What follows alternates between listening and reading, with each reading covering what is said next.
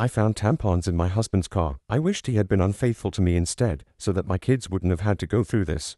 I am a 29-year-old female who has been with my 30-year-old husband for 7 years, married for 4. I've never had reason to suspect he was unfaithful to me or even remotely dissatisfied with our marriage. He likes to joke that we're still living the honeymoon phase, nearly 5 years and 2 kids in. I wouldn't have questioned that, or him, were it not for a surprise I found in his car last month. When buckling our daughter into her car seat, I noticed something slotted between the cushions. At first, I thought it was just some stray toy or snack wrapper, so I reached down to fish it out. As my fingers closed around the object, I felt the familiar cylindrical shape of a tampon. Confusion washed over me as I pulled it into view, the bright wrapper stuck against the upholstery. This wouldn't have been so unusual had I not had an IUD that has stopped my period for the past year, and I didn't even recognize the wrapper style. It was a brand I'd never used, a small but glaring discrepancy that made my stomach churn. I brought it to my husband's attention later that evening, still holding the offending item like it was evidence in a mystery I was desperate to solve. He didn't seem to understand what it was at first, staring at the tampon in my hand with genuine confusion. "Why are you showing me this?" he asked, his brow furrowing. I took a deep breath, trying to keep my voice steady. "I found it in your car, between the cushions, and it's not mine. I haven't had a period in over a year, remember?" His face remained blank for a moment longer before realization dawned. He shrugged and said it probably belonged to his co-worker, Fiona. His initial confusion quickly gave way to dismissiveness as he waved off my concerns with a nonchalant explanation. "Probably Fiona's," he said with a shrug, turning back to his phone. "She must have dropped it when we went out for lunch the other day." I stared at him, waiting for a sign that he understood why this was bothering me. But there was nothing. No apology, no concern, just a casual dismissal. It was as if the tampon was no big deal, and I was overreacting. His indifference felt like a slap in the face, leaving me reeling and questioning everything I thought I knew about our marriage. It's not uncommon for my husband to carpool to lunch with his co-workers, and we're both fairly close to Fiona and her husband. The thought of my husband carpooling with Fiona and her husband had always been a non-issue. They were friends after all, and it wasn't uncommon for them to share rides to lunch. In fact, we often socialized as couples, spending weekends at each other's houses for barbecues or movie nights. Fiona and I had even bonded over shared experiences, like the challenges of balancing work and family life. Our kids played together while we chatted about everything from the latest office gossip to more personal topics. It made sense, considering how often they carpooled. I reassured myself that the tampon could have easily slipped out of Fiona's purse during one of these outings. No big deal. Maybe it fell out when she was grabbing her phone or wallet, getting jostled around in the process. No big deal, right? It was just one of those little accidents that could happen to anyone. I brushed it off as a harmless mistake, convincing myself there was no need to worry. After all, our friendship with Fiona and her husband was solid, built on years of trust and shared experiences. There was no reason to suspect anything out of the ordinary. So, I pushed the unsettling discovery to the back of my mind, determined not to let a small, easily explained incident cause unnecessary drama. I'd put it out of my mind until we had dinner with Fiona and her husband a couple weeks later. I had sincerely wanted to believe my husband. I just couldn't get over the way it had been tucked in the seat and how my husband had seemed not to have any regard for it whatsoever. Maybe playing dumb. I don't know. I did something that I now feel kind of crazy for doing. I faked an emergency and asked Fiona if she had any tampons while we were out together. She handed me one almost identical to the tampon I'd found in our back seat, and I breathed a sigh of relief. So the tampon there was probably the same tampon here, and in all likelihood, there was an innocent explanation as to why it had been left in the back seat in the first place. I thought I'd seen the last of the out-of-place feminine hygiene products until I found another tampon this morning. This time in my sock drawer. I feel physically ill at the thought of my husband having an affair and even more nauseated at the thought that the woman might have left these tampons out for me to find. If it was my husband's co-worker, why would she give herself away by offering me one the other night? In any other situation I would want to talk to my husband about this, but I feel too sick and embarrassed to approach him with what I found. Contemplating every possible source of 2 tampons has been my personal hell for the past few weeks, but I wanted to share an update. Shortly after posting here, I told my sister what happened. The tampon in the back seat and the sock drawer, my husband's cluelessness, the tampon from Fiona, and all the things I suspected but didn't want to believe. We compared tampons, save for the back seat one I had already discarded, and they were a match, just in different absorbents. I hadn't left either in a place where my husband or daughters would have found them and moved them around. My daughters didn't know what they were or where they had come from. My sister was convinced it was Fiona either pucking my husband, pucking with me, or both. Direct confrontation of either party still seemed like a bad idea, so she suggested inviting Fiona and her husband over for our Labor Day barbecue. Unfortunately, they already had plans. My sister and I agreed that it was too soon for cameras without any other evidence, so it was just a waiting game from there. Watching my husband for any changed behavior, there was none. Our house for any misplaced foreign items, there were none, and even the girls for any new friends they might have met. My sister's husband was adamant on this last point, and partly why he was inclined to believe that the tampons were harmless. If anything had been happening in or around our home, he said, it would be nearly impossible to keep it from me and the girls, since my husband was the one taking them to and from daycare and most other activities during the week. I felt a good bit of consolation in that. It wasn't until my younger daughter, 2yo, came down with something last week that I felt any differently. I wanted to be the one home taking care of her, but my husband insisted that I stay at work while he stayed home with her. I was okay with that. My sister and her husband figured it was a good sign that he would take the time off at a moment's notice, and at that point, we were all already beginning to put the tampon fiasco behind us. By the third or fourth day, I was just happy to see a near-healthy child and a husband who was helping see her through it.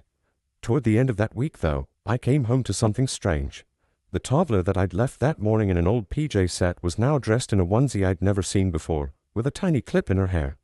I can't say I have the sharpest memory, but I have a pretty good sense of what my kids wear on a day-to-day basis, and particularly what kinds of clothes they wear. I'd sworn off the full-length sleep suits with snaps across the front long before we'd ever had our second. The long snaps are just a pain in the ass and a no-go for efficient diaper changes, IMO. It's just not something I would dress her in, and my husband knows as much. He doesn't plan for or buy the girls' clothes, and he certainly doesn't accessorize them, so I was bewildered and kind of floored at the thought of someone around our sick child without my knowledge. I didn't think twice, and I went straight to my husband to ask if anyone had been over to see him or the girls. He seemed confused, like before, and asked me why I would think that. It had just been him and the kids all day. I asked him again if someone had so much as stopped by to say hello, and he denied it. He told me to calm down. I might have lashed out and come forward with the accusations right then and there, but our older daughter was in the room and she sensed something was up.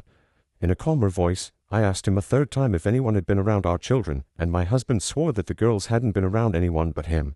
He also denied buying new clothes or doing anyone's hair.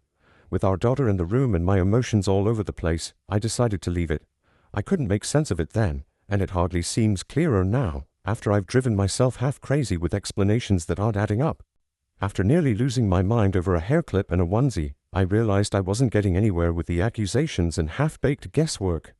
I'd gotten so absorbed in the paranoia and misery of my situation that I wasn't sleeping, eating or caring for my kids the way I should have been, and I wasn't getting any answers. So, I decided to pull the trigger on the hidden cameras and have them shipped to my sister's house, with my brother-in-law agreeing to help with the install setup over at mine.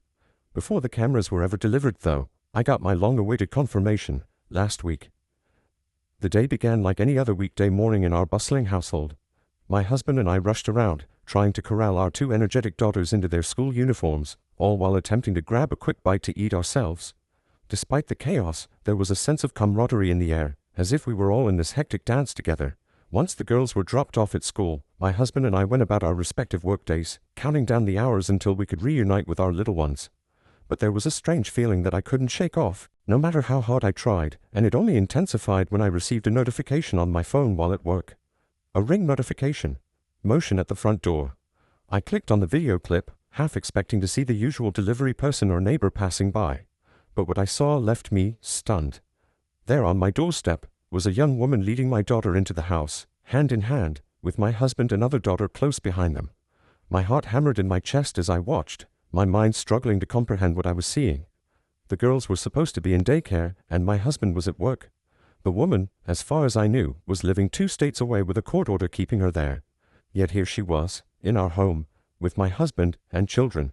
A wave of panic washed over me as I scrambled to make sense of the situation. Was this some kind of mistake? A misunderstanding? Or was there something more sinister at play? I felt a knot form in the pit of my stomach as I realized that the answers to my questions might be far more troubling than I ever could have imagined. I stared at the screen in disbelief, the blood pounding in my ears as I watched the unthinkable unfold before my eyes.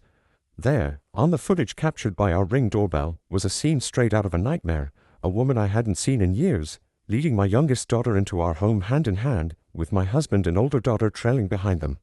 The shock of the moment rendered me momentarily speechless. How could this be happening? The girls were supposed to be at daycare and my husband at work. Yet here they were, entering our house with a woman I never thought I'd see again. My sister-in-law. My initial reaction was one of sheer disbelief, a desperate hope that there must be some kind of mistake, some innocent explanation for what I was witnessing. But as the reality of the situation sank in, a wave of anger surged through me like a tidal wave, threatening to consume everything in its path. With trembling fingers, I reached for my phone, my heart pounding in my chest as I dialed my husband's number. I needed answers, and I needed them now. But as the phone rang on the other end, there was no response. I immediately called my husband to ask him what the puck this woman was doing in our house. He didn't answer, so I texted it to him. Even in his stupidity, he probably realized he had messed up by going through the front door, knew I had gotten the ring notification, and wanted to delay the inevitable. By the fifth or sixth subsequent call, though, he did pick up. The woman on the camera was my husband's sister. As I would come to find out later, she was the likely source of both tampons, the onesie, and the bow.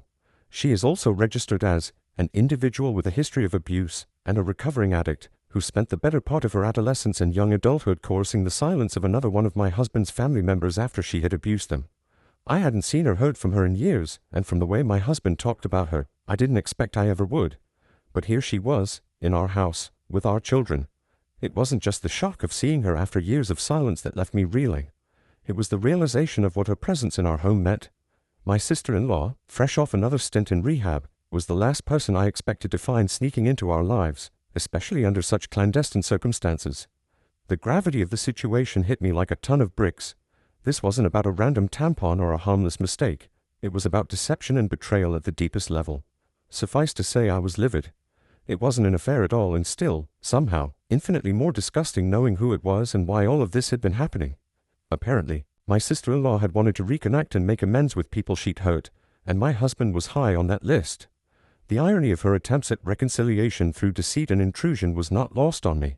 My husband didn't want me to know or, worse, try to keep her family, our children, away from her, so they'd been meeting in secret, often at our house when I was at work. They would enter through the garage, in my husband's car, so the ring camera at the front door wouldn't tip me off. The level of planning and secrecy involved made my skin crawl. She spent the night on a weekend I had been on a business trip and slept in our bed. The very thought of her in our home, in our bed, made me feel violated. She babysat our girls on a night my husband told me he had dropped them off at his parents'. The casual way he had lied to me, the ease with which he had kept this secret, made me question everything I thought I knew about him. She bought the girls clothes and dressed my youngest in the onesie and bow that my husband had promised in his life I had dressed her in myself. The image of my daughter in that unfamiliar outfit, a tiny clip in her hair, now felt like a haunting reminder of the betrayal that had been unfolding right under my nose. And yet, when I turned to my husband for reassurance, for a glimmer of hope in the face of uncertainty, all I found was disbelief and denial. He brushed off my concerns with a casual shrug, insisting that it was all in my head, that I was overreacting to a series of harmless coincidences. My husband swore this was all in my head. The tampons, the onesie, the bow, and all the rest.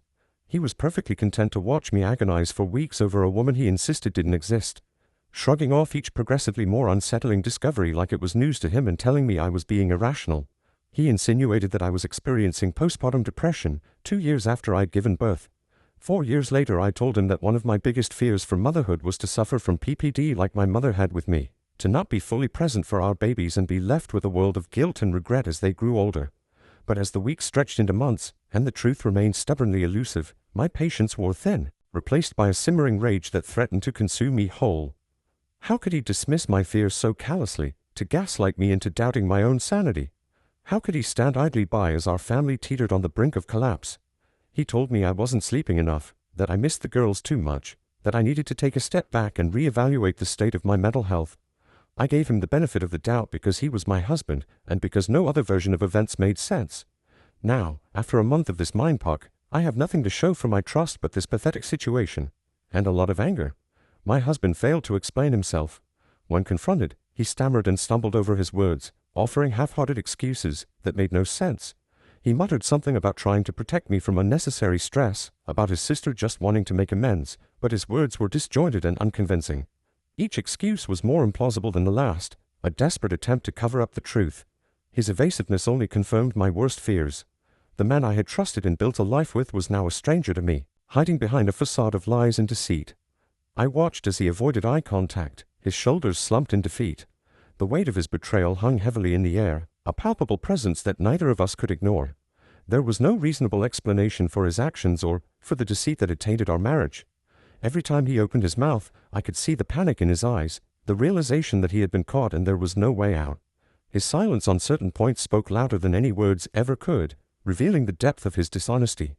I knew then that I couldn't stay with someone who had so blatantly betrayed my trust and jeopardized the safety of our children.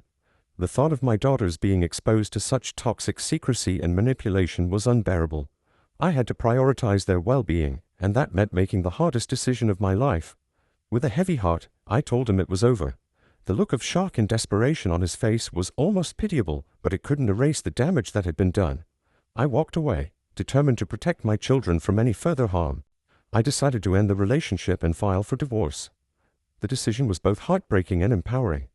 It was devastating to acknowledge that our 7-year journey together had come to such a bitter end, but it was also liberating to take control of my life and prioritize my well-being and that of my children. The divorce process was long and grueling. Each step felt like a new battle in an endless war. There were countless court sessions, each more draining than the last, where I had to relive the pain and betrayal over and over again. My husband fought me every step of the way, refusing to accept responsibility for his actions and attempting to paint himself as the victim. His determination to contest every detail made the process even more exhausting and emotionally taxing. In court, I detailed the discovery of the tampons, the hidden meetings with my sister-in-law, and the lies my husband had told to cover his tracks. I showed the ring footage, which captured her entering our home with my children, and provided testimonies from my sister and brother-in-law to corroborate my claims. However, the court needed more than assumptions about my sister-in-law's character. They required concrete evidence of her past and present behavior, which was not easy to obtain. Despite these challenges, I remained focused on the bigger picture. I emphasized my husband's deceit and the breach of trust, which were undeniable. The court recognized the complexity of the situation and the emotional turmoil it had caused. After months of legal battles and countless court sessions, the court ruled in my favor. I was granted primary custody of our daughters, with my husband receiving supervised visitation rights. The judge acknowledged the need for a stable environment for the children, considering the deceit and the potential risks involved. Looking back, this ordeal taught me several valuable lessons that I hope others can learn from. Trust is the foundation of any relationship, and once it's broken, it's incredibly difficult to rebuild. Always listen to your instincts. If something feels off, it probably is. Communication is key. Address issues head-on rather than letting them fester. Most importantly, never settle for less than you deserve. My children and I deserve a life free from deception and betrayal, and I am committed to building that future for us. In your opinion, what do you think about this story? Please leave your comment below to let me know.